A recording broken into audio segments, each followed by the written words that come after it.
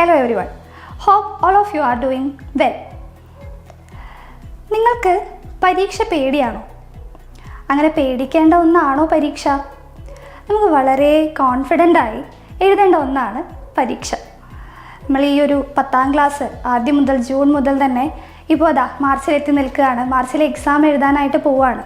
അപ്പോൾ പേടിച്ചുകൊണ്ട് ആ പരീക്ഷയെ അഭിമുഖീകരിച്ചാൽ എന്തായിരിക്കും അവസ്ഥ? പേടിക്കാതെ വളരെ കോൺഫിഡൻ്റായിട്ട് ഇംഗ്ലീഷ് എക്സാം എങ്ങനെ എഴുതാം എന്നുള്ളതാണ് നമ്മളിന്ന് ഡിസ്കസ് ചെയ്യാൻ പോകുന്നത്. 80 മാർക്കിൻ്റെ പരീക്ഷയാണ് ഇംഗ്ലീഷ് എക്സാം. 2.5 മണിക്കൂറാണ് നിങ്ങൾക്ക് 80 മാർക്കിൻ്റെ എക്സാം എഴുതാനുള്ള സമയം. 15 മിനിറ്റ് കൂൾ ഓഫ് ടൈം അനുവദിച്ചിട്ടുണ്ട്. ഈ 15 മിനിറ്റിൽ ചോദ്യ പേപ്പർ നന്നായി ശ്രദ്ധിച്ച് വായിച്ചുകൊണ്ട് അതിൽ ചോദ്യങ്ങൾക്ക് വരുന്ന ഉത്തരങ്ങൾ മനസ്സിലേക്ക് കൊണ്ടുവരാനായിട്ട് ശ്രമിക്കാം. ഇനി ആദ്യത്തെ 1 മുതൽ 5 വരെയുള്ള ചോദ്യം പാഠപുസ്തകത്തിലെ ഏതെങ്കിലും ഒരു പാസേജ് ആയിരിക്കും തന്നിട്ടുണ്ടാവുക. ആദ്യത്തെ ആ ഒരു ഭാഗം റീഡിംഗ് കോംപ്രിഹെൻഷനാണ്. ആ പാസേജിൽ നിന്നും 5 ചോദ്യങ്ങൾ തന്ന് ആ 5 ചോദ്യങ്ങൾക്ക് പാസേജ് വായിച്ച് ഉത്തരം എഴുതുകയാണ് വേണ്ടത്. അടുത്തതായി നമ്മുടെ ടെക്സ്റ്റ് ബുക്കിൽ തന്നെയുള്ള ഒരു പോയമാണ് നമുക്ക് തന്നിട്ടുണ്ടാവുക. ഈ പോയം നന്നായി വായിക്കുക. ഒരു 8 ലൈൻസ് ആയിരിക്കും നമുക്ക് തന്നിട്ടുണ്ടാവുക. നന്നായി വായിച്ചിട്ട് അതിൽ നിന്നും തന്നിട്ടുള്ള ഒരു 4 ക്വസ്റ്റ്യനാണ് നമ്മൾ എന്ത് ചെയ്യേണ്ടത്? ആൻസർ ചെയ്യേണ്ടി വരിക. അപ്പോൾ കൃത്യമായിട്ട് നല്ലപോലെ നമ്മുടെ ടെക്സ്റ്റ് ബുക്കിൽ തന്നെയുള്ള ചാപ്റ്റേഴ്സും, അതായത് സ്റ്റോറീസ്, മെമ്മയോസ് എന്തും ആയിക്കോട്ടെ, അതുപോലെ പോയിംസും നന്നായി വായിക്കണം എന്നാണ് ഇതിൻ്റെ അർത്ഥം. അടുത്തതായി വരുന്ന ഒരു ടൈപ്പ് ഓഫ് ക്വസ്റ്റ്യൻ ആണ് നമ്മുടെ ടെക്സ്റ്റ് ബുക്കിൽ തന്നെയുള്ള ഒരു പോയത്തിൻ്റെ ഏകദേശം 12ഓളം ലൈൻസ് ആണ് നമുക്ക് തരിക. ആ പോയം ഏതാണെന്നുള്ള ടൈറ്റിൽ ഉണ്ടായിരിക്കും. ആ പോയത്തിൻ്റെ വരികൾ നമുക്ക് ക്വസ്റ്റ്യൻ പേപ്പറിൽ തന്നിട്ടുണ്ടായിരിക്കും. ആ ക്വസ്റ്റ്യൻ പേപ്പറിൽ തന്നിട്ടുള്ള വരികളുടെ പോയറ്റിക് അപ്രീസിയേഷനാണ് നമ്മൾ എന്ത് ചെയ്യേണ്ടത്? എഴുതേണ്ടത്. പോയറ്റിക് അപ്രീസിയേഷൻ എഴുതുമ്പോൾ ശ്രദ്ധിക്കേണ്ട കാര്യങ്ങൾ ഒന്ന് പറഞ്ഞു പോവാം. നമുക്ക് ഏകദേശം 3 പാരഗ്രാഫായിട്ട് പോയറ്റിക് അപ്രീസിയേഷൻ എഴുതാം. അപ്പോൾ നമ്മൾ തന്നിട്ടുള്ള പോയം നന്നായി വായിക്കുക. അത് എഴുതിയത് ആരാണ് എന്നുള്ളത് മനസ്സിലാക്കി വെക്കുക. ആ പോയത്തിൻ്റെ പേരെന്താണ് എന്നുള്ളത് മനസ്സിലാക്കി വെക്കുക. ആ പോയത്തിൻ്റെ തീം എന്താണെന്നും നമുക്ക് അറിവുണ്ടായിരിക്കണം. അപ്പോൾ ആദ്യത്തെ പാരഗ്രാഫിൽ നമ്മൾ എന്താണ് ഉൾപ്പെടുത്തേണ്ടത്? പോയം എന്താണ്, അത് എഴുതിയത് ആരാണ്, അതിൻ്റെ ഒരു ഷോർട്ട് തീം എന്താണെന്നുള്ളത് കൃത്യമായിട്ട് എഴുതുക. രണ്ടാമത്തെ പാരഗ്രാഫിലേക്ക് വരുമ്പോൾ ഈ പോയം നമുക്ക് തരുന്ന ഉള്ളടക്കം എന്താണ്, അതായത് സമ്മറി ഓഫ് ദാറ്റ് പോയം. നമ്മൾ ആ പോയത്തിൻ്റെ എന്ത് എഴുതണം? സമ്മറി രണ്ടാമത്തെ പാരഗ്രാഫിൽ കുറച്ച് എക്സ്പ്ലെയിൻ ചെയ്ത് തന്നെ എഴുതണം. വളരെ സ്ട്രക്ചേർഡായിട്ട് അവിടെ നിന്ന് നമുക്ക് അറിയുന്ന പോലെയല്ല, കൃത്യമായി പോയത്തിൻ്റെ ഓർഡർ എന്താണോ ആ ഓർഡറിൽ തന്നെ ആ ഒരു സമ്മറി എഴുതാനായിട്ട് ശ്രദ്ധിക്കുക.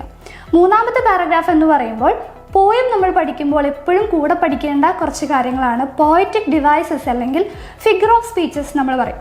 അങ്ങനെയുള്ള കുറച്ച് പോയറ്റിക് ഡിവൈസസ്, ആ പോയത്തിലുള്ള പോയറ്റിക് ഡിവൈസസ് ഏതൊക്കെയാണോ വരുന്നത് അതെല്ലാം പഠിച്ചു വന്നിട്ടുണ്ടാവണം.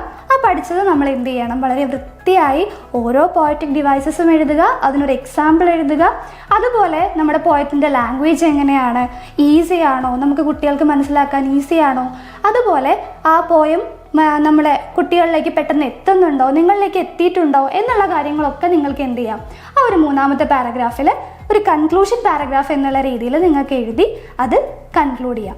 ഇങ്ങനെ പോയറ്റിക് അപ്രീസിയേഷൻ എഴുതേണ്ടത് 5 മാർക്കിനാണ്. അപ്പം 5 മാർക്കിന് എത്രത്തോളം എഴുതണമെന്നറിയാമല്ലോ. അപ്പോൾ 5 മാർക്ക് ഈ 3 പാരഗ്രാഫ് തിരിച്ചെഴുതി കഴിഞ്ഞാൽ നിങ്ങൾക്ക് 5 മാർക്ക് ഷുവറായിട്ടും വാങ്ങാനായിട്ട് സാധിക്കും. പിന്നീട് വരുന്നൊരു സെക്ഷൻ ക്വസ്റ്റ്യൻസ് ആണ്. നമുക്കറിയാത്ത ഒരു പാസേജ് തരിക, അൺനോൺ പാസേജാണ് നമുക്ക് തന്നിട്ടുണ്ടാവുക. അതും റീഡിംഗ് കോംപ്രിഹെൻഷനിൽ തന്നെ വരുന്നൊരു ചോദ്യമാണ്. ആ അൺനോൺ പാസേജ് എന്ന് കേട്ട് പേടിക്കേണ്ട ആവശ്യമൊന്നുമില്ല. അൺനോൺ പാസേജ് നിങ്ങൾക്ക് വായിച്ച് മനസ്സിലാക്കാൻ കഴിയുന്ന രീതിയിലുള്ള പാസേജ് തന്നെയായിരിക്കും അവിടെ തന്നിട്ടുണ്ടാവുക. അപ്പോൾ ആദ്യം എന്ത് ചെയ്യണം? പാസേജ് നന്നായി വായിക്കണം. കുറേ സമയം എടുക്കരുത്, നമുക്ക് ബാക്കിയുള്ള ക്വസ്റ്റ്യൻസും എഴുതാനുള്ളതാണ്. അപ്പോൾ ആ പാസേജ് നന്നായി വായിച്ച് അതിൽ താഴെ തന്നിട്ടുള്ള ചോദ്യങ്ങൾ ശ്രദ്ധയോടുകൂടി വായിച്ച് പാസേജിൽ നിന്നും ഉത്തരമെടുത്ത് എഴുതാവുന്നതാണ്. ഈ ഓരോ ചോദ്യങ്ങൾക്കും, അതിൽ വന്നിട്ടുള്ള ഓരോ ചോദ്യങ്ങൾക്കും ഓരോ മാർക്ക് വീതമായിരിക്കും ഉണ്ടാവുക. പിന്നീട് നമ്മുടെ ഈ ഒരു ഇംഗ്ലീഷ് ചോദ്യ പേപ്പറിൽ ഏറ്റവും മാർക്ക് കൂടുതലുള്ള ഒരു ചോദ്യമാണ് ഇനി പറയാൻ പോകുന്നത്. ഇത് ഓർഡറിൽ തന്നെയാണ്, ഇതേ ഓർഡറിൽ തന്നെയായിരിക്കും നിങ്ങളുടെ ക്വസ്റ്റ്യൻ പേപ്പറും വരിക.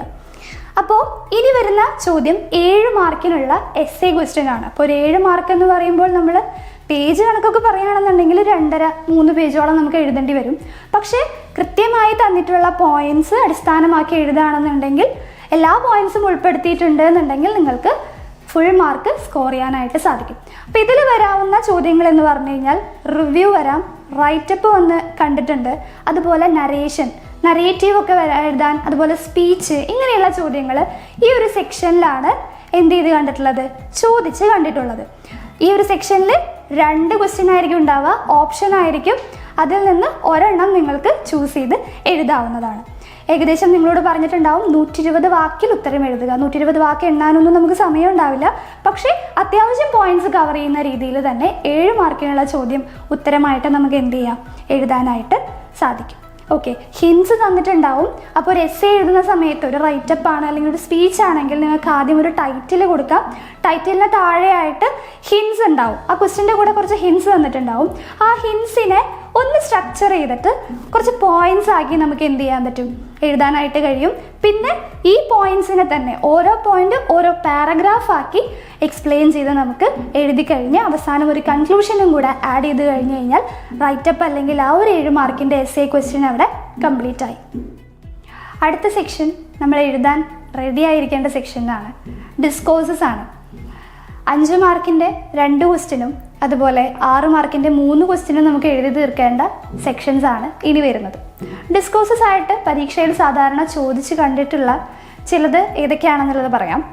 നോട്ടീസ്, അതുപോലെ letter, diary, questionnaire, character sketch, profile, news report, paragraph writing etcetera. ഇത് മാത്രമല്ല ഇനിയും എന്തുണ്ട്, ഡിസ്കോഴ്സസ് നിങ്ങൾക്ക് പരീക്ഷയ്ക്ക് വന്ന് കണ്ടിട്ടുണ്ട്. ഇതെങ്ങനെയാണ് എഴുതേണ്ടത് എന്നുള്ളത് നമുക്ക് ഡിസ്കസ് ചെയ്യാം. അത് കഴിഞ്ഞ് പിന്നെ വരുന്ന ഒരു ഭാഗം എന്ന് പറയുന്നത് ഒരു അനലൈസിങ് ആണ്, ഡാറ്റ അനലൈസിങ് ആണ്. അതായത് ഏതെങ്കിലും ഒരു സംഭവത്തെ പറ്റി ഒരു ടേബിളോ അല്ലെങ്കിൽ ഒരു ഡാറ്റയോ തന്നിട്ട് അത് അനലൈസ് ചെയ്ത് 1 മാർക്കിൻ്റെ ക്വസ്റ്റ്യൻസ് ചോദിച്ചിട്ടുള്ള ഒരു സെക്ഷനാണ് അടുത്തത്. അപ്പോൾ നിങ്ങൾക്ക് ഇംഗ്ലീഷ് വായിച്ച് അല്ലെങ്കിൽ ഒരു ഡാറ്റ കണ്ടത് അനലൈസ് ചെയ്യാനുള്ള കേപ്പബിലിറ്റി ഉണ്ടോ എന്ന് ചെക്ക് ചെയ്യാനുള്ള ഒരു സെക്ഷനാണ് അത്. വളരെയധികം മാർക്ക് സ്കോർ ചെയ്യാൻ കഴിയുന്ന, എളുപ്പത്തിൽ മാർക്ക് സ്കോർ ചെയ്യാൻ കഴിയുന്ന ഒരു സെക്ഷനാണ് അതെന്ന് പറയുന്നത്. അതായത് വളരെ നമ്മൾ ശ്രദ്ധിച്ച് വായിച്ച് കൃത്യമായി ആ ഡാറ്റ നോക്കി ആൻസർ ചെയ്ത് കഴിഞ്ഞ് കഴിഞ്ഞാൽ സുഖമായി നമുക്ക് മാർക്ക് വാങ്ങാൻ കഴിയുന്ന ഒരു സെക്ഷനാണ് എന്ത്, ആ ഡാറ്റ അനലൈസിങ് സെഷൻ എന്ന് പറയുന്നത്. അടുത്തൊരു സെക്ഷൻ എന്ന് പറഞ്ഞു കഴിഞ്ഞാൽ ഭൂരിഭാഗം കുട്ടികൾക്കും ടഫായിട്ടുള്ള അല്ലെങ്കിൽ ഭൂരിഭാഗം കുട്ടികൾക്കും A+ നഷ്ടമാവുന്ന, വേറൊരു രീതിയിൽ പറയുകയാണെങ്കിൽ A+ കിട്ടാനും സാധ്യതയുള്ള ഒരു സെക്ഷനാണ് നമ്മുടെ ലാസ്റ്റ് ഗ്രാമർ സെക്ഷൻ എന്ന് പറയുന്നത്. ഗ്രാമർ സെക്ഷൻ പലർക്കും പേടിയാണ് അല്ലേ? പക്ഷേ പേടിക്കേണ്ട ആവശ്യമില്ല. നമ്മൾ ഈ മാത്തമാറ്റിക്സൊക്കെ ബേസിക്സ് പഠിക്കുന്നത് പോലെ പഠിച്ചു പോയി കഴിഞ്ഞ് കഴിഞ്ഞാൽ കിട്ടുന്ന വളരെ എളുപ്പത്തിൽ നമുക്ക് സ്കോർ ചെയ്യാൻ കഴിയുന്ന ഒരു സെക്ഷനാണ് ഗ്രാമർ സെക്ഷൻ എന്ന് പറയുന്നത്. അതിൽ റിപ്പീറ്റഡ്ലി ചോദിച്ച് കണ്ടിട്ടുള്ള അല്ലെങ്കിൽ സെയിം ഒരു ചോദ്യപേപ്പറിൽ, ഇപ്പോൾ കഴിഞ്ഞ കൊല്ലത്തെ ചോദ്യപേപ്പറാണ്, അതന്നെ മെയിൻ എന്താണ് ഈ കൊല്ലവും ചോദിക്കാൻ സാധ്യതയുള്ള ക്വസ്റ്റ്യൻസ് മാത്രമേ മാറുള്ളൂ, പാറ്റേൺ അതുപോലെ തന്നെ ആയിരിക്കും. അങ്ങനെയുള്ള കുറച്ച് ഗ്രാമർ ക്വസ്റ്റ്യൻസ് ആണ് പിന്നീട് നമുക്ക് വരുന്നത്. അപ്പോൾ അത് ഏതൊക്കെയാണെന്ന് വെച്ച് കഴിഞ്ഞാൽ റിപ്പോർട്ടഡ് സ്പീച്ച് ഉണ്ടായിരിക്കും, അതുപോലെ ഫ്രേസൽ വേർബ്സ് ഫിൽ ചെയ്യാനായിട്ട് വരും, എഡിറ്റിംഗ് വന്ന് കണ്ടിട്ടുണ്ട്, അതുപോലെ കോൺവെർസേഷൻ ഫില്ലിംഗ്. ഈ കോൺവെർസേഷൻ ഫില്ലിങ്ങിനുള്ളിലാണ് ക്വസ്റ്റ്യൻ ടാഗ്, ഇഫ് ക്ലോസ് എന്നൊക്കെ നിങ്ങൾ കണ്ട് പഠിച്ചിട്ടുള്ള അതൊക്കെ നമ്മൾ ഇൻക്ലൂഡ് ചെയ്തിട്ടുള്ളത്. അതുപോലെ എന്താണ് നമ്മുടെ പ്രിപ്പോസിഷൻസ് വരുന്നുണ്ട്, അതുപോലെ നൗൺ ഫ്രേസ്, വേർബ് ഫ്രേസ്, ഇതൊക്കെ എഴുതേണ്ടത് ഈ ഒരു ഭാഗത്താണ്. അപ്പോൾ ഇത് കൃത്യമായി നമ്മൾ പഠിച്ചു പോയി കഴിഞ്ഞാൽ സുഖമായിട്ട് മാർക്ക് വാങ്ങാൻ സാധിക്കുന്ന ഒരു ഏരിയയാണ് ഗ്രാമറിൻ്റെ ഏരിയ. ഇത്രയുമാണ് നമ്മുടെ 80 മാർക്കിൻ്റെ ക്വസ്റ്റ്യൻ പേപ്പർ എന്ന് പറയുന്നത്. ഓക്കെ, ഇനി നമ്മൾ പറഞ്ഞ ഡിസ്കോഴ്സസ് എങ്ങനെ എഴുതാം എന്നുള്ളത് നമുക്കൊന്ന് ഡിസ്കസ് ചെയ്യാം. അപ്പോൾ ആദ്യം നമ്മൾ നോക്കാൻ പോകുന്നത് ക്യാരക്ടർ സ്കെച്ചാണ്. എല്ലാ പരീക്ഷയ്ക്കും സ്ഥിരമായി വന്നു കണ്ടിട്ടുള്ള ഒരു ചോദ്യമാണ് ക്യാരക്ടർ സ്കെച്ച്. നമ്മൾ പഠിക്കുന്ന സ്റ്റോറീസ് ആണെങ്കിലും, ഇപ്പോൾ ഫോർ എക്സാമ്പിൾ വാങ്ക എന്ന് പറയുന്ന സ്റ്റോറി എടുത്താൽ അതിലെ മെയിൻ ക്യാരക്ടേഴ്സ് ആരൊക്കെയാണ്? ഒന്ന് സെൽഫ് വാങ്ക തന്നെയാണ്, പിന്നെ വാങ്കയുടെ ഗ്രാൻഡ് ഫാദർ ആയിട്ടുള്ള കോൺസ്റ്റന്റൈൻ മാക്കറിച്ച്, അങ്ങനെയുള്ള ഇമ്പോർട്ടൻറ്റ് ക്യാരക്ടേഴ്സിനെ പറ്റിയിട്ട് അവരുടെ പേഴ്സണൽ ട്രെയ്റ്റ്സ് എന്തൊക്കെയാണ്, അവർ ആ കഥയിൽ ചെലുത്തുന്ന സ്വാധീനം, ഇൻഫ്ലുവൻസ് എന്തൊക്കെയാണ് എന്നുള്ളതൊക്കെ നിങ്ങൾ ആ സ്റ്റോറി വായിക്കുമ്പോൾ പഠിച്ചു വെക്കേണ്ടത് വളരെ ഇമ്പോർട്ടൻ്റ് ആണ്. അപ്പോൾ ഒരു ക്യാരക്ടർ സ്കെച്ച് എങ്ങനെ എഴുതാം എന്നുള്ളത് നമുക്ക് ജസ്റ്റ് ഒരു പോയിന്റ് ഔട്ട് ഇത് നമുക്കൊന്ന് നോക്കാം. Describe the characters physical appearance and personality. അപ്പോൾ നമ്മളൊരു ക്യാരക്ടറിനെ പറ്റിയില്ല, നമ്മളൊരു ഫ്രണ്ടിനെ പറ്റി പറയാൻ പറഞ്ഞു കഴിഞ്ഞാൽ നമ്മൾ എങ്ങനെയാണ് പറയുക, നമ്മളൊരു ഫ്രണ്ട് എങ്ങനെയാണ് അല്ലേ, ആ ഒരു ഫ്രണ്ടിനെ കാണാൻ എങ്ങനെയാണ്, പെരുമാറ്റം എങ്ങനെയാണ്, അതാണ് നമ്മൾ ആദ്യം പറയുക. അതുപോലെ തന്നെ നമുക്ക് പഠിക്കാനുള്ള ഡിസ്കോഴ്സസിൽ അല്ലെങ്കിൽ സ്റ്റോറിയിലെ ഒരു ക്യാരക്ടറിനെ പറ്റി ഒരു ക്യാരക്ടർ സ്കെച്ച് എഴുതാൻ പറയുകയാണെന്നുണ്ടെങ്കിൽ ആദ്യം തന്നെ അവരുടെ ഫിസിക്കൽ അപ്പിയറൻസ് എന്താണ്, അതുപോലെ പേഴ്സണൽ ട്രെയ്റ്റ്സ് എന്തൊക്കെയാണ്, സ്വഭാവങ്ങൾ എങ്ങനെയാണ്, ഏത് രീതിയിലാണ് സ്റ്റോറിയിൽ അവർ പെരുമാറുന്നത്, ബിഹേവ് ചെയ്യുന്നത് എന്നുള്ള കാര്യങ്ങളാണ് നമ്മൾ ആദ്യം എഴുതി ചേർക്കേണ്ടത്. പിന്നീട് use variety of words and expressions. അപ്പോൾ അവരെ നമ്മൾ എന്ത് ചെയ്യാണ്, പ്രസൻറ്റ് ചെയ്യാണല്ലേ. അപ്പോൾ അവരെ നല്ല ഭംഗിയിൽ പ്രസൻറ്റ് ചെയ്യാനായിട്ട് നമുക്ക് കുറേ നല്ല ഭംഗിയുള്ള അല്ലെങ്കിൽ വെറൈറ്റി ഓഫ് വേർഡ്സും എക്സ്പ്രഷൻസും ഒക്കെ എന്ത് ചെയ്യാം, യൂസ് ചെയ്യാനായിട്ട് കഴിയും. Then include examples from the story. അത് വളരെ ഇമ്പോർട്ടൻ്റ് ആണ്. അപ്പോൾ നമ്മളൊരു ക്യാരക്ടറിനെ പറ്റി എഴുതുമ്പോൾ അവർ വന്നിട്ടുള്ള സ്റ്റോറിയിലെ എക്സാമ്പിൾസ് നമ്മൾ പറയണം. ആ സ്റ്റോറിയിൽ അവരുടെ ഡയലോഗ്സ് എന്തൊക്കെയാണ്, നമുക്ക് ഡയലോഗ്സ് ഒക്കെ കോട്ട് ചെയ്ത് എഴുതാം. മാർക്സ് കിട്ടുന്ന അല്ലെങ്കിൽ മാർക്സ് കിട്ടാൻ വളരെയധികം സാധ്യതയുള്ളൊരു ഏരിയ ഒക്കെ ഉണ്ട്. ഡയലോഗൊക്കെ കോട്ട് ചെയ്ത് എഴുതാം.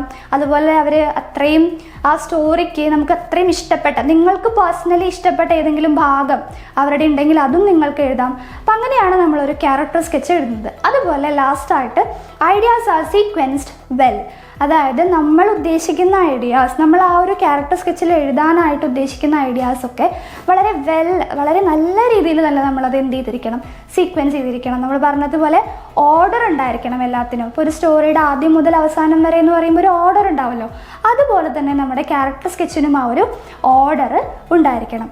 ഏകദേശം എല്ലാ സ്റ്റോറിയിലും ഇമ്പോർട്ടൻറ്റ് ക്യാരക്ടേഴ്സ് ഉണ്ട്. ആ ക്യാരക്ടേഴ്സിനെ പറ്റിയൊക്കെ എന്ത് ചെയ്ത് വെക്കണം, പഠിച്ച് വെക്കണം. ഓക്കെ, അടുത്തതായിട്ട് നമുക്ക് പ്രൊഫൈൽ എഴുതുന്ന എങ്ങനെയാണെന്ന് നോക്കാം. പ്രൊഫൈൽ നമുക്ക് ഏറ്റവും സിമ്പിളായിട്ട് നമുക്കല്ലേ 6 മാർക്കിനും 5 മാർക്കിനും വരുന്ന ചോദ്യങ്ങളിൽ ഏറ്റവും സിമ്പിളായ കുട്ടികൾ മാർക്ക് വാങ്ങുന്ന ഒരു ക്വസ്റ്റ്യനാണ് പ്രൊഫൈൽ. പക്ഷെ അതിലും എന്ത് വരാറുണ്ട്, തെറ്റുകൾ വരാറുണ്ട്. അപ്പോൾ ആ ഒരു തെറ്റ് ഒഴിവാക്കാൻ സാധിച്ചാൽ നമുക്ക് അതിലും എന്ത് ചെയ്യാൻ പറ്റും, ഫുൾ മാർക്ക് സ്കോർ ചെയ്യാനായിട്ട് സാധിക്കും.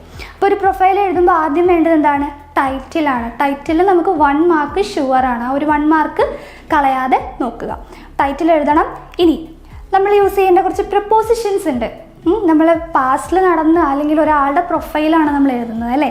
അപ്പോൾ അതിൽ on, we can use on before dates and days. ഡേറ്റും ഡേയും പറയുമ്പോൾ നമുക്കതിന് മുന്നേ എന്ത് യൂസ് ചെയ്യാം, ഓൺ എന്നുള്ള പ്രിപ്പോസിഷൻ യൂസ് ചെയ്യാം. Then in before month and year. മന്തും ഇയറൊക്കെ നമുക്ക് പറയേണ്ടതായിട്ടുള്ള ആവശ്യങ്ങൾ വരുന്നുണ്ട്. അപ്പോൾ അതുകൊണ്ട് തന്നെ അതിന് മുന്നിൽ നമ്മൾ എന്ത് യൂസ് ചെയ്യണം, ഇൻ എന്നുള്ള പ്രിപ്പോസിഷൻ യൂസ് ചെയ്തിരിക്കണം. അതുപോലെ അറ്റ് ബിഫോർ സ്മോൾ ടൗൺസ്. അപ്പോൾ നമ്മളൊരു സ്ഥലത്തെ പറ്റി, ഒരു ടൗണിനെ പറ്റിയൊക്കെയാണ് പറയുന്നത് അല്ലേ, അവരുടെ ഒരാൾ ജനിച്ച സ്ഥലത്തെ പറ്റി പറയുകയാണെങ്കിൽ നമുക്ക് അറ്റ് എന്നുള്ളത് യൂസ് ചെയ്യാം. Then in before larger cities. ഇനി ലാർജർ സിറ്റീസിനെ പറ്റിയിട്ടാണ് നമ്മൾ പറയുന്നത്. ഇപ്പോൾ ഒരു ഇന്ത്യ എന്നൊക്കെ പറയുകയാണെങ്കിൽ ഇൻ ഇന്ത്യ എന്ന് പറയാം. ഇന്ത്യയിൽ ഏതെങ്കിലും ഒരു ചെറിയൊരു ഗ്രാമത്തിലാണെങ്കിൽ അറ്റ് എന്നുള്ളത് നമുക്ക് യൂസ് ചെയ്യാം. ഓക്കെ, അതാണ് അവിടുത്തെ ഡിഫറൻസ്. അപ്പോൾ ഇത്രയും കാര്യങ്ങൾ ശ്രദ്ധിച്ചുകൊണ്ടൊരു പ്രൊഫൈൽ എഴുതി ഫുൾ മാർക്ക് വാങ്ങാം. ഓക്കെ, അടുത്തത് ഒരു ന്യൂസ് പേപ്പർ റിപ്പോർട്ട് എങ്ങനെ എഴുതാം. ന്യൂസ് പേപ്പർ റിപ്പോർട്ട് നമ്മളെല്ലാവരും ന്യൂസ് പേപ്പർ കണ്ടിട്ടുള്ളവരാണ്, ന്യൂസ് പേപ്പർ റിപ്പോർട്ട് കണ്ടിട്ടുള്ളവരാണ്.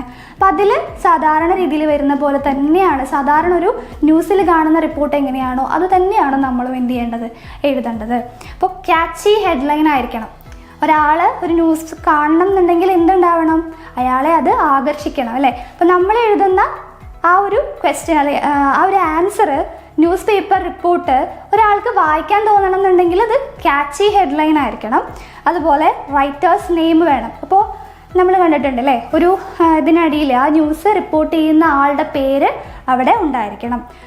പ്രത്യേകം ശ്രദ്ധിക്കേണ്ട ഒരു കാര്യം, നമ്മുടെ പരീക്ഷ പേപ്പറിൽ എവിടെയും ഒരു നോട്ടീസ് എഴുതുമ്പോഴോ ഒരു ന്യൂസ് റിപ്പോർട്ട് എഴുതുമ്പോഴോ ലെറ്റർ എഴുതുമ്പോഴോ നമ്മുടെ സ്വന്തം പേരോ നമ്മുടെ ഐഡൻറ്റിറ്റിയെ വെളിപ്പെടുത്തുന്ന ഒരു കാര്യം പോലും എന്ത് ചെയ്യാൻ പാടില്ല, യൂസ് ചെയ്യാനായിട്ട് പാടില്ല. അത് പ്രത്യേകം ശ്രദ്ധിക്കുക കേട്ടോ.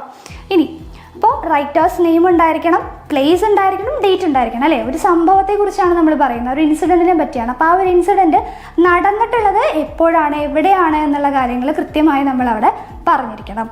First sentence must be the expansion of title. അപ്പോൾ ടൈറ്റിലിന് ശേഷം വരുന്ന ആദ്യത്തെ സെൻറ്റൻസ് നമ്മുടെ ടൈറ്റിലിൻ്റെ എന്തായിരിക്കണം, എക്സ്പാൻഷൻ ആയിരിക്കണം. അതായത് വാട്ട്, എന്താണ് നടന്നത്, ഹൂ, ആരാണ് അവിടെ ഉണ്ടായിരുന്നത്, വെൻ, എപ്പോഴാണത് നടന്നത്, വേർ ആൻഡ് ഹൗ എന്നുള്ള കാര്യങ്ങളൊക്കെ ഉൾപ്പെടുത്തിക്കൊണ്ടൊരു സെൻറ്റൻസ് ആണ് പിന്നീട് വരേണ്ടത്. അപ്പം ഇത്രയും കഴിഞ്ഞ് കഴിഞ്ഞാൽ പിന്നെ നിങ്ങൾക്ക് എന്ത് ചെയ്യാം, അവിടെ നടന്ന കാര്യങ്ങൾ അങ്ങനെ അതിലേക്ക് റെൻഡർ ചെയ്ത് കൊടുത്ത് നിങ്ങൾക്ക് ന്യൂസ് റിപ്പോർട്ട് അവസാനിപ്പിക്കാം. ഓക്കെ, ഇനി അടുത്തതാണ് ലെറ്റർ. ലെറ്റർ തന്നെ നമുക്കറിയാം 2 ടൈപ്സ് ഓഫ് ലെറ്റർ ഉണ്ട് അല്ലേ. ഇൻഫോർമൽ ലെറ്റർ ഉണ്ട്, ഫോർമൽ ലെറ്റർ ഉണ്ട്. നമ്മൾ സാധാരണ നമ്മുടെ ഫ്രണ്ട്സിന് അല്ലെങ്കിൽ നമ്മുടെ പാരൻസിനൊക്കെ എഴുതുന്ന ലെറ്റേഴ്സ് എന്ന് പറയുന്നത് എന്താണ്? ഇൻഫോർമൽ ലെറ്റർ ആണ്. അതുപോലെ ടീച്ചേഴ്സിന് അല്ലെങ്കിൽ എന്തെങ്കിലും ഒരു റിക്വസ്റ്റ് കൊടുക്കുന്നു, അങ്ങനെയൊക്കെ നമ്മൾ എഴുതുന്ന ലെറ്റേഴ്സാണ് ഫോർമൽ ലെറ്റേഴ്സ്. അപ്പോൾ ഇതിൻ്റെ ഒരു മോഡൽ എങ്ങനെയാണ് വരുന്നത് എന്നുള്ള ജസ്റ്റ് ഒന്ന് പറഞ്ഞു പോവാം. അപ്പോൾ ലെറ്റർ ടു എ ഫ്രണ്ട്, അതായത് ഒരു ഇൻഫോർമൽ ലെറ്റർ എങ്ങനെയായിരിക്കണം? സെൻഡേഴ്സ് അഡ്രസ്സ് ഉണ്ടായിരിക്കണം. സിമ്പിളായിട്ട് എഴുതുന്ന ആളുടെ അഡ്രസ്സ് ഉണ്ടാവുക, ഡേറ്റ് ഉണ്ടായിരിക്കുക, പിന്നെ നിങ്ങൾക്ക് എന്താണോ അതിൽ പറയാനുള്ളത് അതങ്ങനെ നമുക്ക് എന്ത് ചെയ്യാൻ പറ്റും? സ്റ്റാർട്ട് ചെയ്യാൻ പറ്റും. ദെൻ അവസാനം നമുക്ക് അവസാനിപ്പിക്കേണ്ടത് എങ്ങനെയാണ്? With love. ഓക്കെ, നമ്മൾ അത്രയും നമ്മുടെ അടുത്ത് നിൽക്കുന്ന ആൾക്കാരോടാണ് നമ്മൾ സംസാരിക്കുന്നത് അല്ലേ. അപ്പോൾ വിത്ത് ലവ് എന്ന് വെച്ചിട്ട് നമുക്ക് എന്ത് ചെയ്യാൻ പറ്റും? അതിനെ അങ്ങ് അവസാനിപ്പിക്കാം.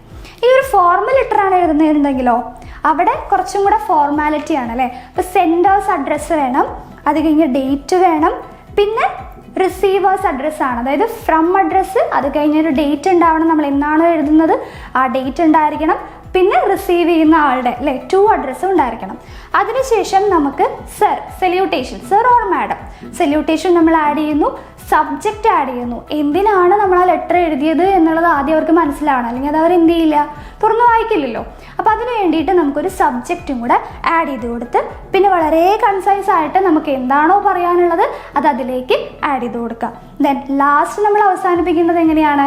യുവേഴ്സ് ഫെയ്ത്ത്ഫുള്ളി എന്നുള്ള രീതിയിൽ വളരെ ഫോർമലായിട്ട് വേണം നിങ്ങൾ എന്ത് ചെയ്യാനായിട്ട്, ആ ഒരു ഫോർമൽ ലെറ്റർ അവസാനിപ്പിക്കാനായിട്ട്. ഓക്കെ, അടുത്തത് ഡയറി. ഈ ഡയറി ആണെങ്കിലും ലെറ്റർ ആണെങ്കിലും എന്താണെങ്കിലും എന്താണ്, നമുക്ക് ഫ്രീക്വൻ്റ്ലി ചോദിച്ച് കണ്ടിട്ടുള്ള ചോദ്യങ്ങളാണ്. അപ്പം അത് ഏത് ചാപ്റ്ററിൽ നിന്ന് വരുന്നു എന്നുള്ളത് മാത്രമാണ് ഇവിടെ വ്യത്യാസം. ഏത് ചാപ്റ്ററിൽ നിന്ന് വന്നാലും നിങ്ങൾ ഈ ഡയറിയുടെ മോഡൽ അല്ലെങ്കിൽ ലെറ്ററിൻ്റെ മോഡൽ പഠിച്ചു പോയി കഴിഞ്ഞാൽ അതിലെ കണ്ടൻറ്റ് ഇതിലേക്ക് എന്ത് ചെയ്താൽ മതി? സബ്സ്റ്റിറ്റ്യൂട്ട് ചെയ്ത് നിങ്ങൾക്ക് എഴുതിയാൽ മാത്രം മതി.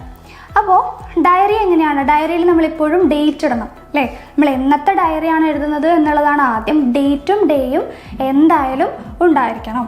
പിന്നെ ഒരു ഇൻട്രൊഡക്ഷനാണ്. അപ്പോൾ നമ്മുടെ ഇന്നത്തെ ദിവസം എങ്ങനെയുണ്ടായിരുന്നു, അല്ലെങ്കിൽ ഏതെങ്കിലും ഒരു ഇൻസിഡൻറ്റിനെ പറ്റിയിട്ടാണ് നമ്മൾ ഡയറി എഴുതുന്നതെന്നുണ്ടെങ്കിൽ എങ്ങനെയാണ് നമ്മുടെ ആ ഒരു ഫീലിങ്സ് എങ്ങനെയാണ് ആ ഒരു ഇൻസിഡൻറ്റിനെ പറ്റിയിട്ട് എന്നാണ്.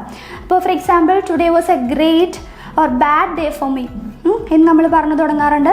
അതുപോലെ every day teachers something new to U.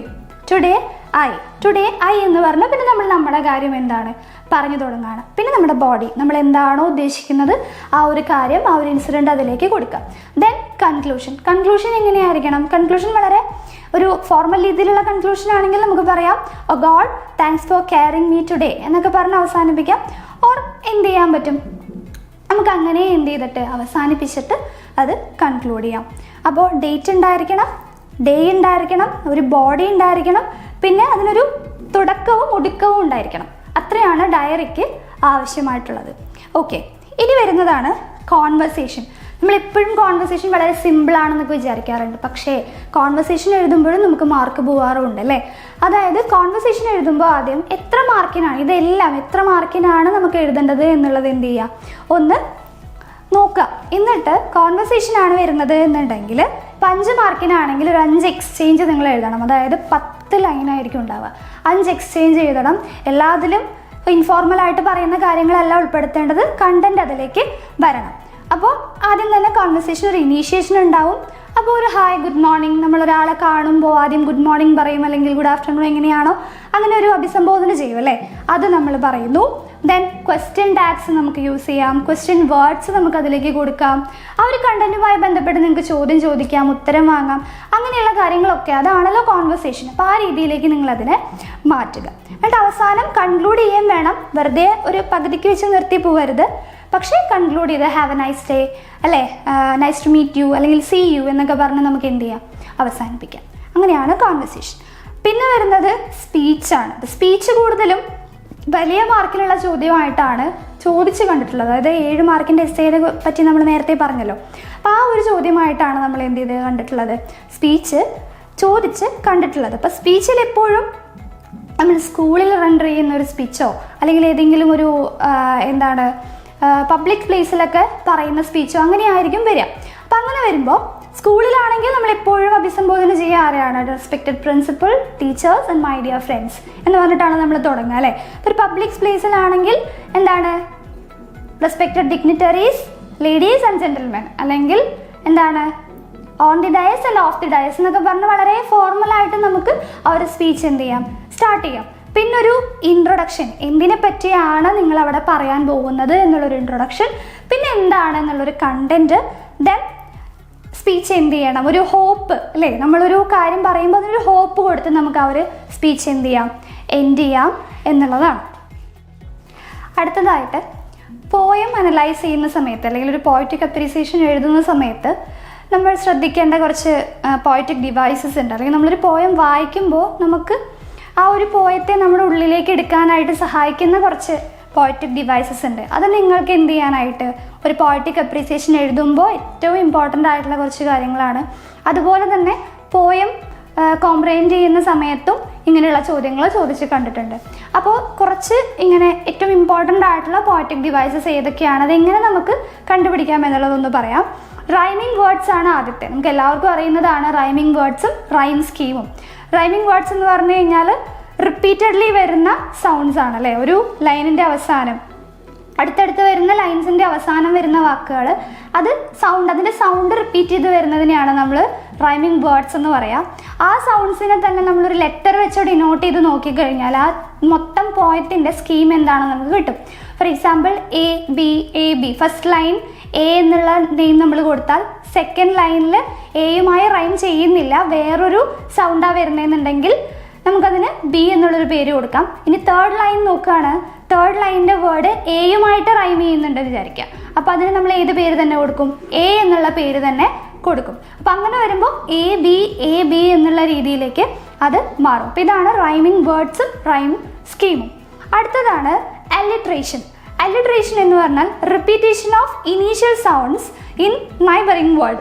അതായത് കൺസോണന്റ് സൗണ്ട്സ് ആണത്. കൺസോണന്റ് സൗണ്ട്സ് എന്ന് പറഞ്ഞാൽ എന്താ? He is nobody from nowhere and he knows nothing. വേറൊരു എക്സാമ്പിൾ പറയുകയാണെങ്കിൽ round the rugged rocks and the ragged rascal ran. കേൾക്കുമ്പോൾ തന്നെ ഒരു രസമുണ്ടല്ലേ. അതായത് റിപ്പീറ്റ് ചെയ്ത് വരികയാണ്, സെയിം സൗണ്ട് റിപ്പീറ്റ് ചെയ്ത് വരുന്നതിനാണ്, ഒരു ലൈനിൽ തന്നെ റിപ്പീറ്റ് ചെയ്ത് വരുന്നതാണ് അല്ലിട്രേഷൻ എന്ന് പറയുന്നത്. ഇതിൽ തന്നെയുള്ള ഒന്നാണ് അസോണൻസ്. അസോണൻസ് എന്ന് പറഞ്ഞാൽ വവൽ സൗണ്ട് റിപ്പീറ്റ് ചെയ്യുന്നതിനെയാണ് നമ്മൾ അസോണൻസ് എന്ന് പറയാം. Then hyperbole. What is hyperbole? Hyperbole എന്ന് പറഞ്ഞാൽ ഒരു എക്സാജറേഷൻ ആണ്. എക്സാജറേഷൻ എന്ന് പറഞ്ഞു കഴിഞ്ഞാൽ ഉള്ളതിനേക്കാൾ കുറച്ചും കൂടെ നമ്മൾ എന്ത് ചെയ്ത് പറയുന്നു? കൂട്ടി പറയുന്നു. ഒരു എന്ത് കിട്ടാനായിട്ട്?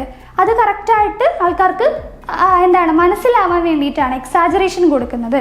Four example I have a million things to do അല്ലേ. കോടിക്കണക്കിന് കാര്യങ്ങൾ എനിക്ക് എന്ത് ചെയ്യാനുണ്ട് എന്ന് പറയുന്നത് ഒരു എക്സാജറേഷനാണ്. അപ്പം അതിനെ നമ്മൾ വിളിക്കുന്ന പേരാണ് ഹൈപ്പർബോൾ. ഇനി അയേണി എന്ന് പറഞ്ഞാൽ എന്താ?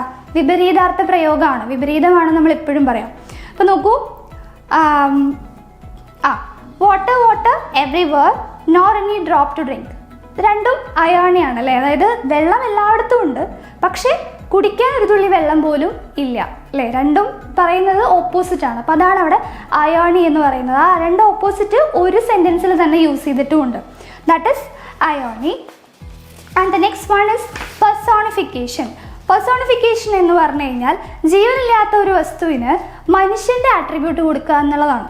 ഇപ്പോൾ ക്രൈ, ലോഫ് എന്നുള്ളതൊക്കെ എന്താണ്? മനുഷ്യനുണ്ടാകുന്ന സ്വഭാവങ്ങളാണ് അല്ലേ. അപ്പം അത് ജീവനില്ലാത്ത ഒരു വസ്തുവിന് കൊടുക്കുക എന്ന് പറയുമ്പോൾ, for example look at my car, she is A beauty, isn't it so അല്ലേ. കാറാണ്, കാറിനെ പക്ഷേ അവിടെ അഭിസംബോധന ചെയ്തത് എങ്ങനെയാണ്? ഷീ എന്നാണ്. അപ്പോൾ ഷീ ഒരു പേഴ്സൺ ആണ് അല്ലേ. അപ്പം അങ്ങനെ ഒരു അതായത് അങ്ങനെ ഒരു അട്രിബ്യൂട്ട് ആർക്ക് കൊടുക്കുമ്പോൾ? ജീവനില്ലാത്ത വസ്തുക്കൾക്ക് കൊടുക്കുന്നതാണ് പെർസോണിഫിക്കേഷൻ എന്ന് പറയാം. Then metaphor. മെറ്റഫർ ഇമ്പോർട്ടൻ്റ് ആയിട്ട് ചോദിക്കുന്ന ഒന്നാണ്. മെറ്റഫർ എന്ന് പറഞ്ഞു കഴിഞ്ഞാൽ നമ്മൾ കമ്പയർ ചെയ്യുന്നു, ഇൻഡയറക്റ്റ് ആയിട്ട് കമ്പയർ ചെയ്യുന്നു. For example he was A lion in the battle field. അപ്പോൾ അവനൊരു സിംഹമായിരുന്നു എന്നാണ് പറയുന്നത്. അവനൊരു സിംഹത്തെ പോലെ ആയിരുന്നു എന്നല്ല, ഹി വാസ് എ ലയൺ എന്നാണ് പറയുന്നത്. അപ്പോൾ അത് ഡയറക്റ്റായിട്ട് നമ്മൾ എന്ത് ചെയ്യാണ്? അതിനെ കമ്പയർ ചെയ്യാണ് ചെയ്യുന്നത്. Then simile. സിമിലി നമുക്ക് കണ്ടുപിടിക്കാൻ വളരെ എളുപ്പമാണ്. ആ ഒരു ലൈനിൽ ആസ് ഓർ ലൈക്ക് എന്നുള്ള വാക്ക് കൂട്ടിച്ചേർത്തിട്ടുണ്ടായിരിക്കും. നേരത്തെ ഞാൻ പറഞ്ഞതുപോലെ പോലെ എന്ന് നമ്മൾ പറയും അല്ലേ, ഇവനെ പോലെ ഉണ്ട് അല്ലെങ്കിൽ ഇവൻ ഇതിനെ പോലെ ഉണ്ട് എന്ന് നമ്മൾ പറയില്ലേ, അതാണ് എന്ത് ആസ് ഓർ ലൈക്ക് ആ സെൻറ്റൻസിലുണ്ടെങ്കിൽ ആ ഒരു സെൻറ്റൻസ് എന്തിന് ഉദാഹരണമാണ്? സിമിലിക്ക് ഉദാഹരണമാണ്. ആൻഡ് ദ ലാസ്റ്റ് പറയുന്നത് ഇമേജറി. ഇമേജറി എന്ന് പറഞ്ഞു കഴിഞ്ഞാൽ നമ്മൾ നമ്മുടെ പോയംസിൽ വായിക്കുമ്പോൾ നമുക്ക് കാണാൻ കഴിയുന്ന പലതും ഉണ്ടാവും, കേൾക്കാൻ കഴിയുന്ന പലതും ഉണ്ടാവും, അതുപോലെ നമുക്ക് സ്മെല്ല് ചെയ്യാൻ കഴിയുന്നതുണ്ടാവും, നമുക്ക് ടേസ്റ്റ് ചെയ്യാൻ കഴിയുന്നതുണ്ടാവും. അപ്പം അങ്ങനെയുള്ള ഇമേജസ് അല്ലെങ്കിൽ വേർഡ്സ് ഒക്കെ നമ്മൾ ഇമേജറി എന്നാണ് അറിയപ്പെടുക. അതായത് വിഷ്വൽ ഇമേജ് നമ്മളെപ്പോഴും സൈറ്റാണ്. അതുപോലെ auditory image, then all factory image, gustatory image and tactile image. ഇത്രയും ഇമേജസ് ആണ് നമുക്കുള്ളത്. അപ്പം ഇങ്ങനെയാണ് നിങ്ങളുടെ ഇംഗ്ലീഷ് എക്സാമിൻ്റെ ക്വസ്റ്റ്യൻ പേപ്പറിൻ്റെ പാറ്റേൺ. അപ്പോൾ 5 യൂണിറ്റാണ് നമുക്കുള്ളത്. ആ 5 യൂണിറ്റിലും വളരെ ഭംഗിയായിട്ട് നമുക്ക് കുറേ ചാപ്റ്റേഴ്സ്, സ്റ്റോറീസ് ആണെങ്കിലും പോയംസ് ആണെങ്കിലും ഒക്കെ എന്ത് ചെയ്തിട്ടുണ്ട്, കൊടുത്തിട്ടുണ്ട്. നല്ലപോലെ വായിക്കണം. ആദ്യത്തെ സെക്ഷനൊക്കെ നമുക്ക് ആൻസർ ചെയ്യണമെന്നുണ്ടെങ്കിൽ ഓരോ ചാപ്റ്ററും നിങ്ങൾ ഒരു തവണയെങ്കിലും വായിച്ചാലേ പറ്റുള്ളൂ. അപ്പോൾ കൃത്യമായി ചാപ്റ്റേഴ്സ് എല്ലാം വായിക്കുക, നല്ല കോൺഫിഡൻ്റ് ആയിട്ട് എക്സാം എഴുതുക. കഴിഞ്ഞ മുൻ വർഷങ്ങളിലൊക്കെ വന്നിട്ടുള്ള ക്വസ്റ്റ്യൻ പേപ്പർ എടുത്ത് നിങ്ങൾ നോക്കിക്കഴിഞ്ഞാൽ റിപ്പീറ്റഡ്ലി വന്നിട്ടുള്ള ചോദ്യങ്ങൾ ഏതാണെന്ന് മനസ്സിലാവും. ആ ഒരു പാറ്റേണിൽ തന്നെയായിരിക്കും ഇത്തവണയും ചോദ്യങ്ങൾ വരിക. അപ്പോൾ പ്രീവിയസ് ഇയർ ക്വസ്റ്റ്യൻ പേപ്പേഴ്സൊക്കെ വെച്ച് കൂടുതൽ ക്വസ്റ്റ്യൻസ് കണ്ടുപിടിച്ച് എഴുതി നോക്കുന്നത് വളരെയധികം നന്നായിരിക്കും. നമ്മുടെ വീഡിയോയുടെ താഴെ കുറച്ച് ക്വസ്റ്റ്യൻ പേപ്പേഴ്സ് ഡിസ്ക്രിപ്ഷനിൽ ആഡ് ചെയ്യുന്നുണ്ട്. എന്തെങ്കിലും സംശയങ്ങളോ ഏതെങ്കിലും ഭാഗവുമായിട്ട് എന്തെങ്കിലും ഉണ്ടെന്നുണ്ടെങ്കിൽ കമൻറ്റ് ചെയ്യുക, നമ്മളതിനുള്ള ഉത്തരങ്ങൾ നൽകുന്നതായിരിക്കും. അപ്പോൾ ഒരു പേടിയും കൂടാതെ ഒരു ഭാഗവും വിടാതെ കൃത്യമായി വളരെ ശ്രദ്ധിച്ച് പഠിക്കുക.